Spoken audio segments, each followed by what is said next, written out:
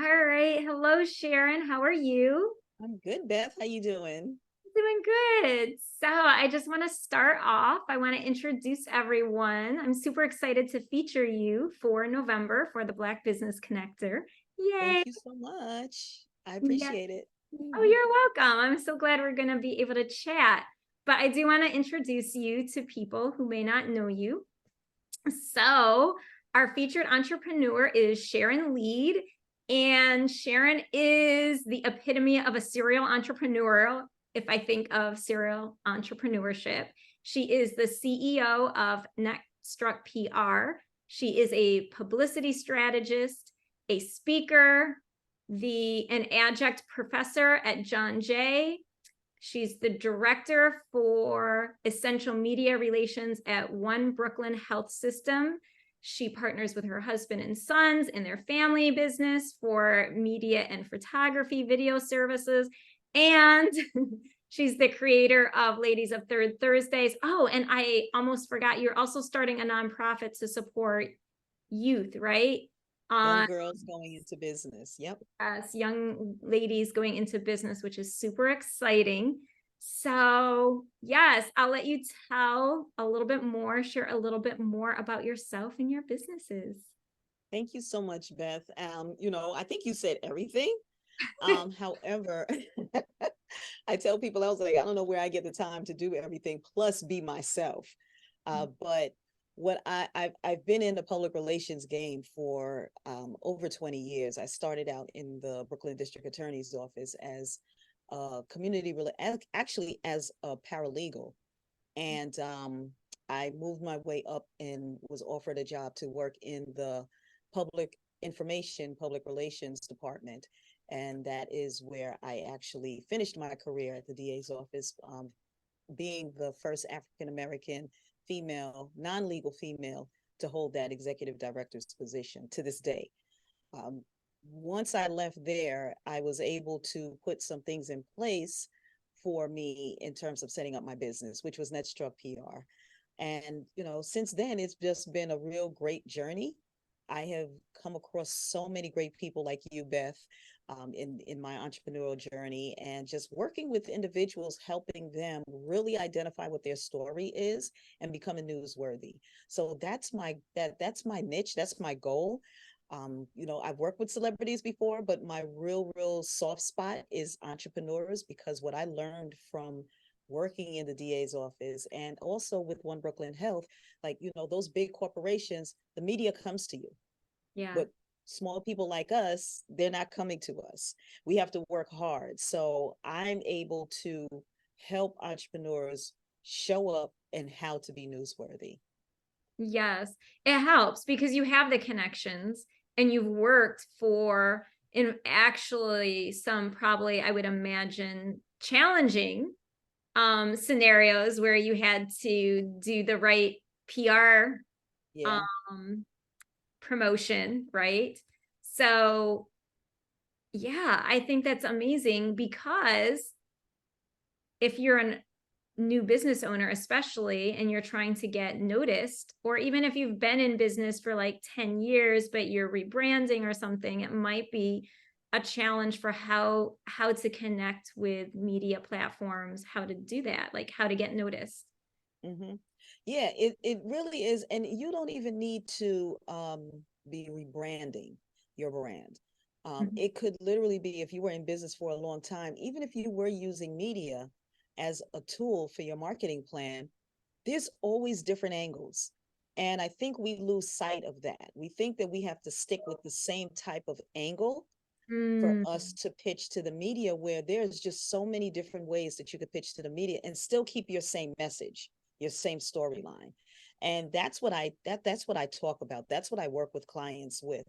Even when I do trainings, I help them and I tell them, this is what you should do. You should not just stay within this one particular bubble.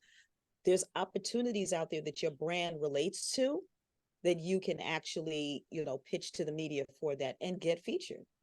Yeah, that's really interesting. So same messaging, but different angles. Yes. So coming at it from different directions, but still being true to yourself, your business, so that you don't have confusion.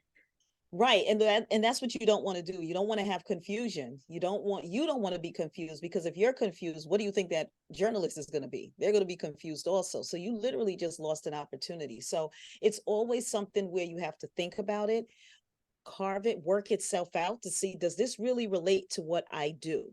Hmm. And you always want to be a solution. You always want to be some type of awareness. You always want to align yourself with some type of current storyline or evergreen storyline. So any one of those, if you're answering those questions, who, what, where, how, if you're answering those type of questions, then you are newsworthy, and your storyline and your angles are fitting. Yeah. So pretty much it's not just about promoting you, it's the value that you're going to bring to the audience of that media platform. Absolutely. Absolutely. I tell people all the time, it's not about you. Right. When I do presentations, when I speak with individuals, it's not about me. It's how is it what I'm saying can resonate with you and can help you. So Yeah. if I'm saying to you, this is an opportunity for you to create this particular angle, and I give an example, that example is just coming from my expertise of what I'm thinking about. It's Mm. helping you in the long run, that you can actually take that and now utilize that, build it out more, and then send that pitch out. Yeah. So is that something that you feel prevents or blocks or stalls people from, in general, who want media attention but aren't getting it? They're like promoting themselves versus promoting or um adding the value to the audience. Is that what is the biggest challenge you feel people come up There's with? a couple of challenges what I came across why people are either not being successful utilizing the media, or they're just not using the media at all. So one is they are not they're not giving the right story or the right angle. Hmm. So it's being overlooked. The other one is that they're talking too much about themselves. So when Hmm. you talk too much about yourself, this, like I said, it's not about you. Right. It's about who you are helping. And then you have to identify when you're pitching, what you're pitching. Does that media platform, is it helping their audience? Is that the target audience that wants to hear that story? Right. So you got to take those things into consideration when you decide to use the media, because there are so many ways that you can lose opportunities. Those are just some, but those are the main ones that people lose a lot of opportunity. And then the other part would be fair. They're just scared to reach out because they're not prepared Oh. enough to answer the questions. You should always be prepared, always have talking points, or ask them for talking points. There's always a preparation when you are interviewed by someone from the media. You should never just go off the cuff and say, oh, you know what, I'll do fine. No, you should always have an idea of what the concept of that interview is going to be about. Yeah, because the news the news can like twist things, even if it's like something simple like you were the witness to like a fire or something. You might have a whole story, but the news is only going to just like show a 5-second clip of it. So if you're saying the wrong thing in Absolutely. 5 seconds, it could really throw things off. Yeah, sound bites is crazy. Sound bites is so crazy. I mean, if people think that, it's very simple and innocent, sound bites can really, really damage you if you say the wrong thing. So it's Yeah. always good to really prepare yourself.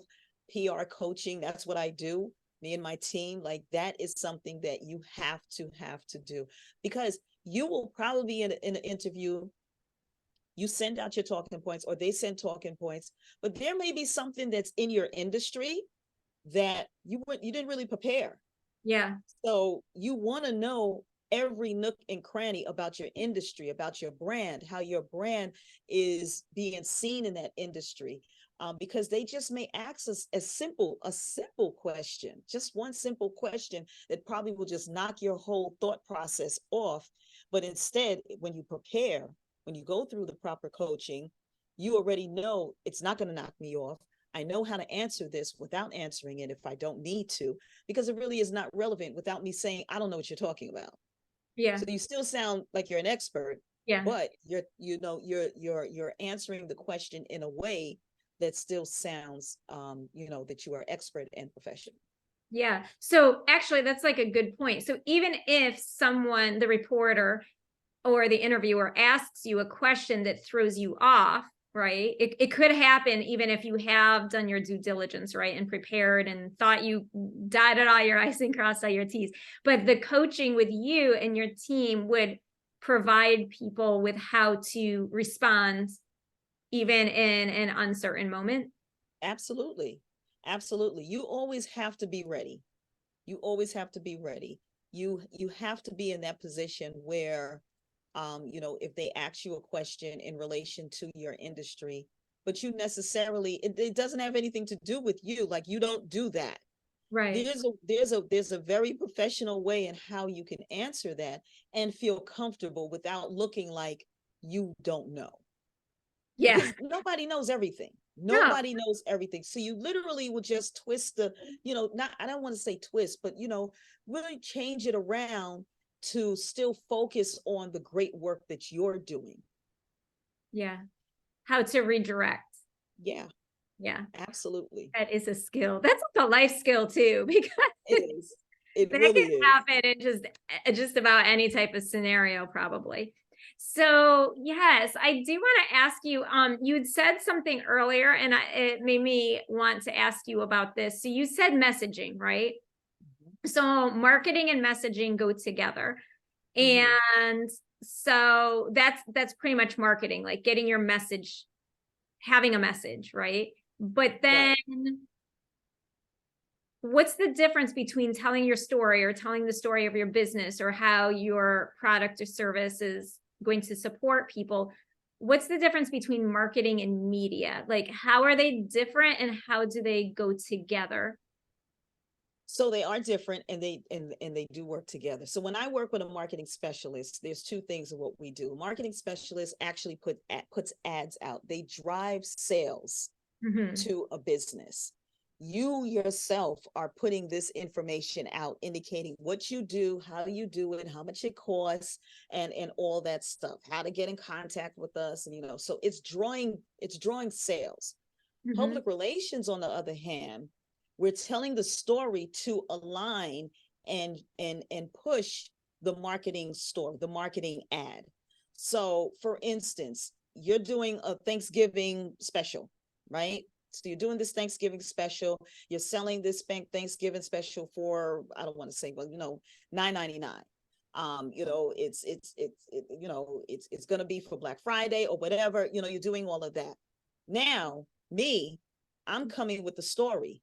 Well, why are you in this type of line of work? How Mm-hmm. does this actually impact people? How does your products or services impact people? Who have you helped? How is it really, made a difference in people's lives? Yeah. So now they're reading this story and then they see the ad.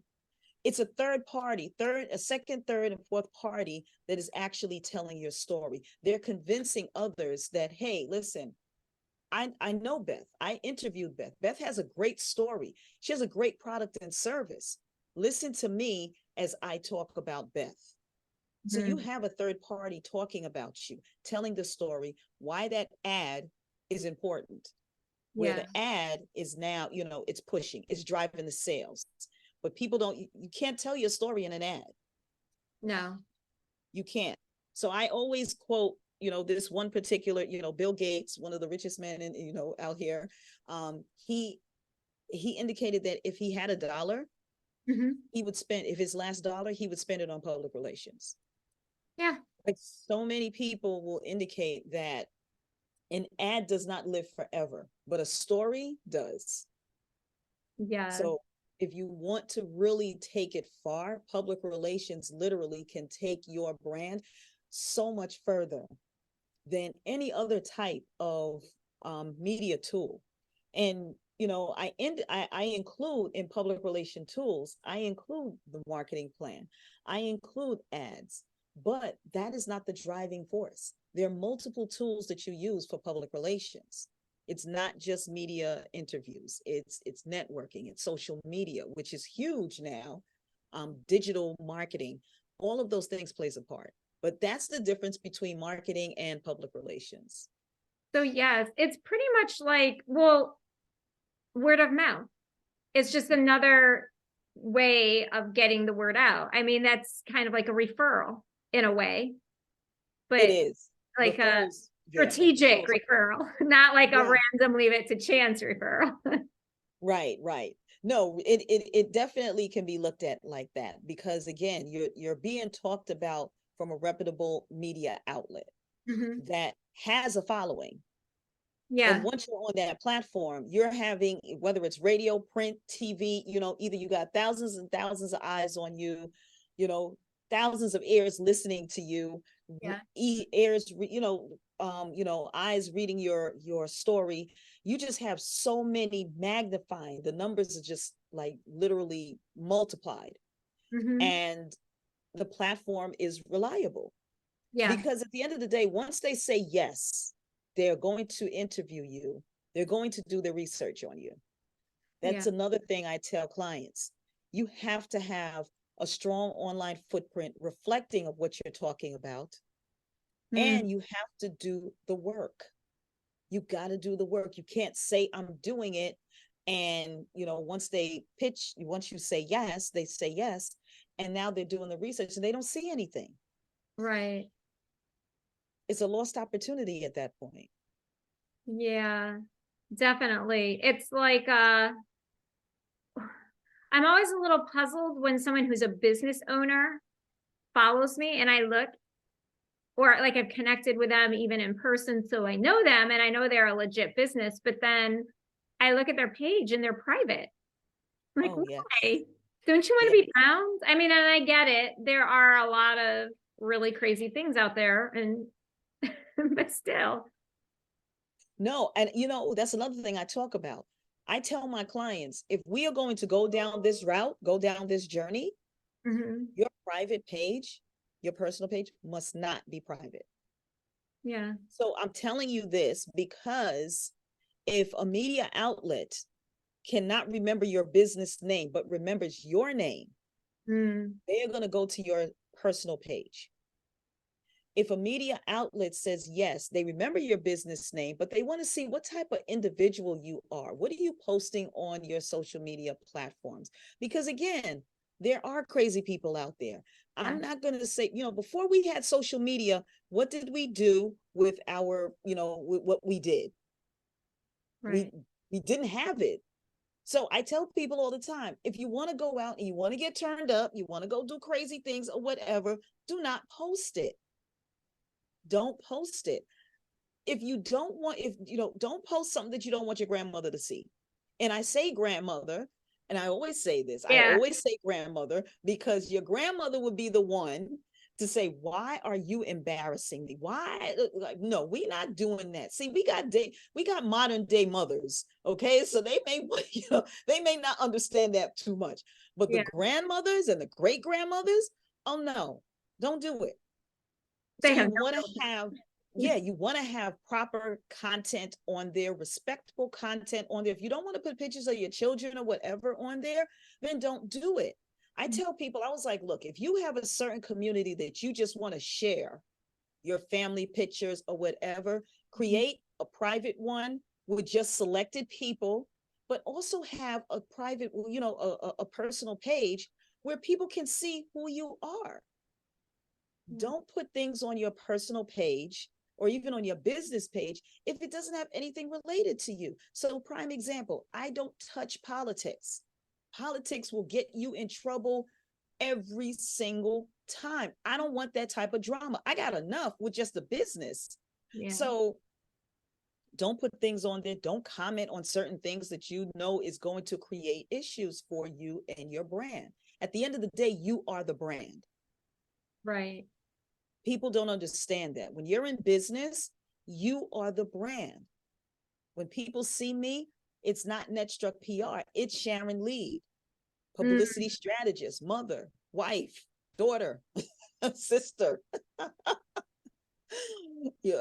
So that's what people really need to understand, that you are the brand. You need to upkeep your brand, keep it professional, keep it clean, but also be a little, you could be a little vulnerable in terms of showing the soft side of you. If you want to do like, hey, I just went out to dinner, you don't have to do pictures, just went out to dinner with my family today.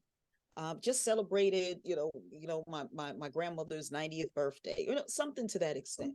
But if you want to deal with the media, prime example, you need to have your private page, your personal page public. Yeah. Yeah. Well, I was thinking, if you want to be represented by a reputable media source, whether that's like a small influencer or like CNN, right? Like however, because it can run the gamut, right? But if you want to be represented and your story told by someone reputable, they have to maintain their reputation. Right. You also have to be reputable. Like it's a two-way street. Yeah. Yeah, you can't be private and expect them not to give a decent interview with you. Like there's going to be some ambiguous to it. So you want to make sure that they know you and you know them. Like, of course you should research the person that's going to interview you, because there's going to be a style of conversation and a flow of how this conversation is going to go. So if this person is, a little high strung, or they're really quick in their interviews, you need to be quick in your answers also. So you need to know the style of the interviewer. Yeah, that's so true. Just as they're researching you, you got to research them. Yeah, that way you don't get offended or freaked out. Yeah, exactly. And again, I learned this through the hard way. And I can say this, I had the DA do an interview, and this was years ago. I think it was like around my first time that I actually got into this. And the DA knew the host. I didn't, and I didn't know that I needed to research, but the DA knew him. And they're in there, and the DA literally is just like going back at him. And then he turns and looks at me. It's because it's recorded. He turns and looks at me. He's like, "You believe this guy?" And I'm like, "Oh my God, did he just?" But he already knew the style. I didn't. And that's what made me say, I'm not going to get caught off there. As the publicist, I need to know the style. And now my client needs to know the style of the interviewer, because what you don't want to do is get caught off guard. He knew it already. He knew that this guy was, he was bat crazy. And he was coming right back at him with the bat crazy, attitude and things like that. It was hilarious, as I think about that moment when I was there. I was going crazy. I was sweating bullets. I was like, "Oh my God, did I just mess up? Did I just set this person up for failure?" Absolutely. I was like, did I just set my boss up for this crazy interview? And he was just like, "Oh, I love doing these things." And I was just like, what? But those are seasonal people who just love doing those interviews, and things roll right off of them because they know their craft. They know the work that they do. They know the type of people that they help and making a difference. So, but the average entrepreneur, and again, he's a politician. He was a politician. So, those things just rolled off his back. Us as entrepreneurs, like, we don't want that type of drama. We don't want that friction. So you want somebody to tell you up front, "Hey, listen, I don't think we should do this interview, because that style of person that's doing that interview does not have a good, it won't, you guys won't mesh. Yeah. And if you want to do this interview, then we need to prep. We need to prep more than what we usually do." Yeah. That's good to have a coach. And then you have that. Yeah. So I am curious, because we started talking at the beginning, and you do have a lot of professional roles and responsibilities in business levels. Then you're also a wife, as you shared, a mother, you're a dog owner. Dogs are like another child. Oh my God. You're a sister, you said. You are a friend. I'm guessing you have friends, right? Yes. Yeah. Yes. And your wife. So how do you still make time for yourself in all of that? How do you not get lost? Because I feel like sometimes we can get lost. We like lose ourselves. And how do you fit it together and still be Sharon? So how do I even do that? First and foremost, I sleep. when it's time for me to sleep, everybody in my house knows, don't mess with me. I sleep. And they'll tell you, like, if you do an interview and you interview my 3 sons, my husband, they will tell you the first and foremost, she does not play when she is ready to go to sleep. I am a very cranky person if I'm sleepy. So I make sure I get my sleep. That's 1. 2, I have so much faith inside of me. Like, I walk with faith. And I know with my faith, that's what gets me through everything. Like, I wake up first thing in the morning, I'm praying, I'm meditating, I'm thanking God to, for allowing me and my family to, have another day that he has given me. And that really sets the day off for me, right? So I get that going. But in terms of like my self-care and not getting lost, once a month, well, actually twice a month, but once a month, I go and get a facial and a massage. And then the other time in the month, I do it twice, right? I do a couples with me and my husband. So, I love doing the couples massages. I love doing the, the relaxation. And why is because 1, we got married very early. And once we got married, kids was right there. So we really didn't have a lot of time before we got married to really spend time with each other. So in terms of me getting my self-care and just relaxation, he gives me that opportunity to say, hey, listen, let's just go. You want to get a break. He tells the boys, do not mess with mommy. She's going to sleep, or she's going to get her nails done. She's going to get her hair done. Like, that's my time. And, monthly, I am going to get the nails done. I'm going to get the hair done. And it's my time. And I can actually just recoup at that moment. Yeah. Just relax. And, I get back into the mommy mode, the wife mode, the business mode, the everything mode. But I have those moments where I am me and I'm just relaxed. But I love getting my massages. I love getting my facials. I love getting those because it is something that I feel a lot of business women do not take advantage of. You really don't take advantage of, and you really, really need, and it's talked about more and more, but we all have so many hats. Yeah. We all have so many hats. I'm telling you, if a male has as many hats as we have, they'll be dropping dead left and right. They already are. Oh my gosh. Sadly. Yeah. Yeah. So my moment of me finding myself is me, 1, sleep. You will not see me not sleeping. And if I'm not sleeping, that's because I'm energized and because I choose to stay up and do the work. But that's my number 1. Like, I got to get my sleep. If I don't get my sleep, I am no good to anyone. Yeah.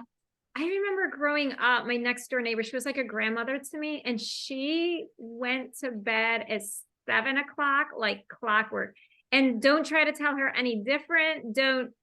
Don't bother her. And that was even when she was married. She and her husband, they would go to bed. That was it. You'd see their light on and then go off at like 7 in the they went to bed early in the summer too, but in the winter, when it's dark early and you're just like, yeah, okay, that's it. And she was like so structured. I remember she was like dinner at 5 o'clock. Like that was it. And she'd send me home. I'd be over there hanging out with her. She was like, no, we're eating. She'd send me home to my mom. She like, no, can't stay. Sorry, I am eating and I'm going to bed. Yeah, it worked. I mean, it really worked for her. Yeah. Yeah. Listen, I would love to, in the middle of the day, catch a nap. Like, I know when we were little, they'll be like, oh no, go and take a nap. And we hated it. Now, I would love to take a nap in the middle of the day and not feel guilty. Yeah. Well, that's the perks of being an entrepreneur. Since I left my full-time job, I don't do it every day, but you might find me taking a snooze at 2 in the afternoon. Yeah. I don't care. Oh my God, a nap is like, but I'm, knowing me, my nap will end up into a full-blown sleep.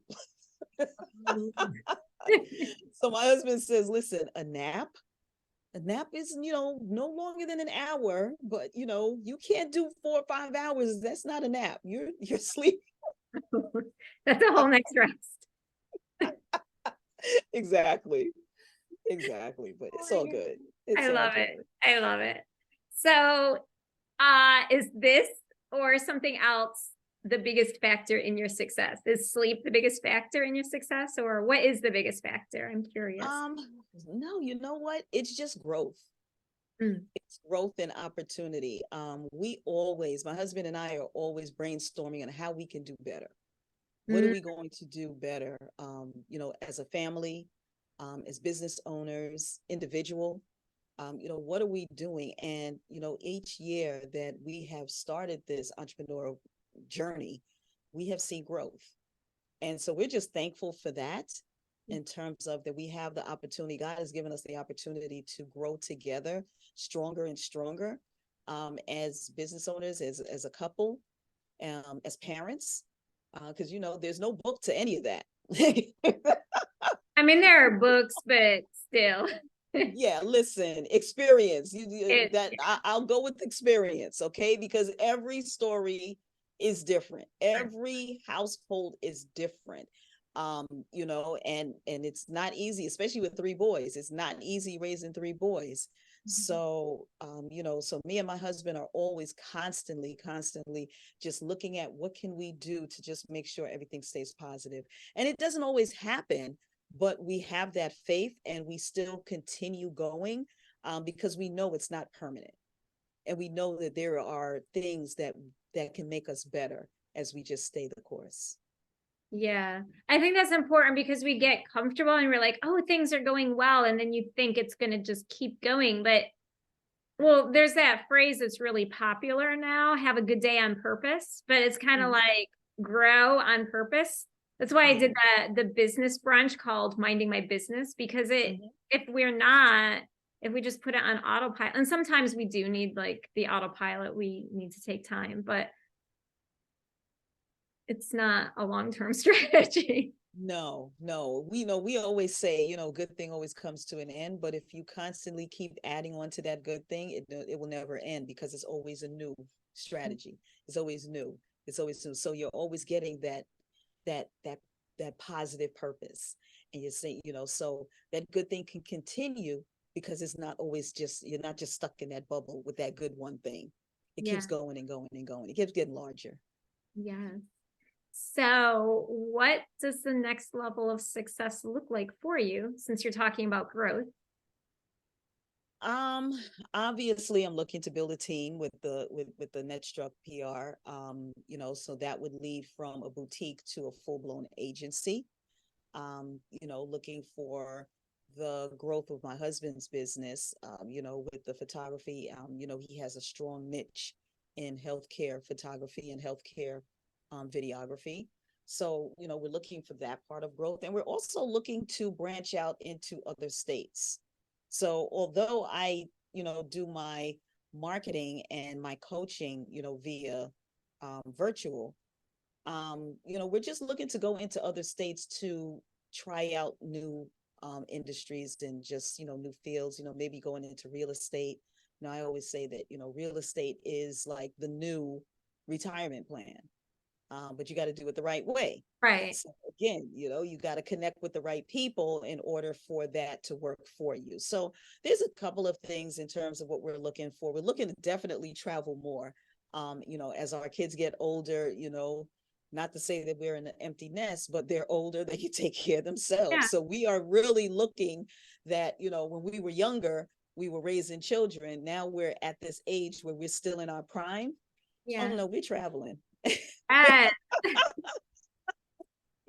We are traveling. So, it's a beautiful thing to see that, our business is able to take us to different levels that, we only saw people and dreamed about it.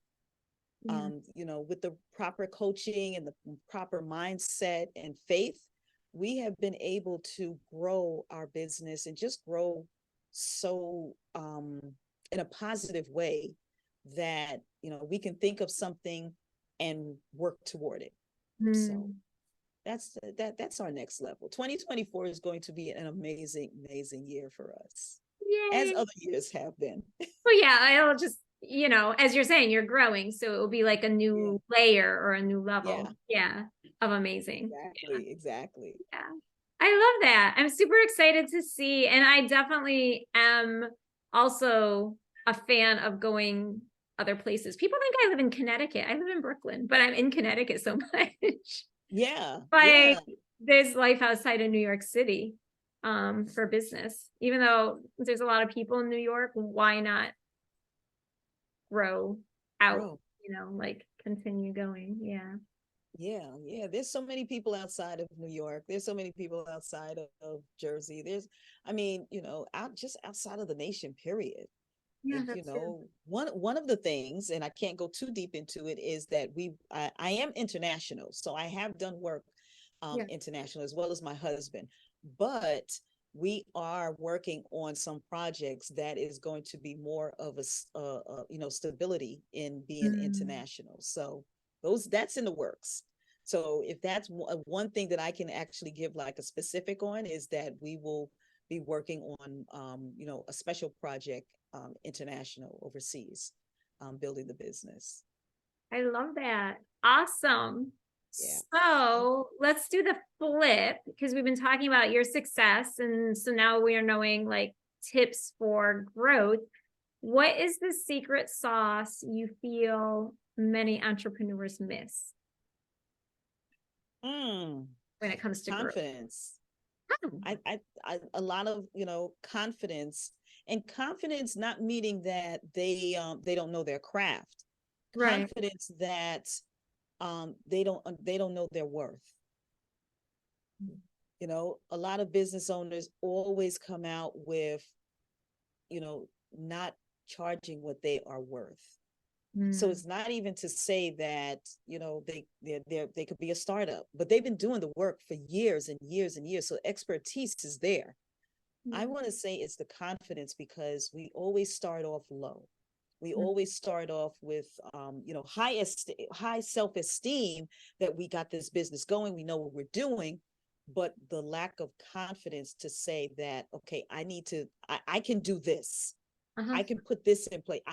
You always have to look at it. I have to build up to this. Sometimes you already built up to it. Yeah, that's true. You already built up to it. So because you already built up to it, why is it that you have to start from scratch, like, all over, when you actually put it on paper that you actually have this business? So I think once we come out of just come right out of the ballpark and say, you know what, I have this is what I'm doing, and this is what I'm charging, and I'm going to continue doing this, and you get out there, the confidence level keeps rising and rising and rising. And once you feel that, then you can't, nobody can stop you. No. But you do need the expertise, because there are people who will be like, oh, I know that video you can charge $3,000 for, but they literally have like 3 months of experience. They like literally just bought their camera yesterday and they don't know what they're doing, but But they like chart. that's So they're where like, that's where the story comes in, though. That's where yeah. your story, because if you hear with me, I launched NetStrucPR in 2015, right? Mhm. But I have before 2015, I have 18 years under my belt doing Right. community engagement, public relations. Like, I have that under my belt. So Right. you can't change that. You No. can't challenge that. That's where the story comes in. Yeah. Yeah. That's when people say, "Oh, okay, so your business may be new, but your expertise is not." Right. So Yeah. that's what I'm talking about in terms of confidence. Like, Yeah. you got to pull everything out for people to know and trust you and say to yourself, "I'm going to work with you because you know what you're talking about." Yeah. It's like that with my coaching. It's like new for me, but then I was a teacher for 20 years. I've been teaching people how to literally transform their life. It's a little different now, but for 20 years. Absolutely, Yeah. absolutely. And listen, when you're teaching, the younger population, shoot, you an expert in everything. Like, if you can transform, like, you can literally parlay your brand into anything, because if you can help a young person stay positive, oh, Yeah. forget it. Yeah. Sky's the limit. Oh Because yeah. that is a skill that not everybody has. Yeah. Yeah, absolutely. Yeah. So before we wrap up, I do want people to know how to get in touch with you? Because I know you have like boot camps and you have other supports like the Ladies of Third Thursdays for, you know, connecting and networking and mentoring people. So how can people connect with you? Well, first they can go to my website, which is NetStrucPR.net. And is it .net or .com? I believe it's .net. And they can also reach out to my social media page, which is NetStrucPR. That's on all platforms. So that's IG, Facebook, Instagram.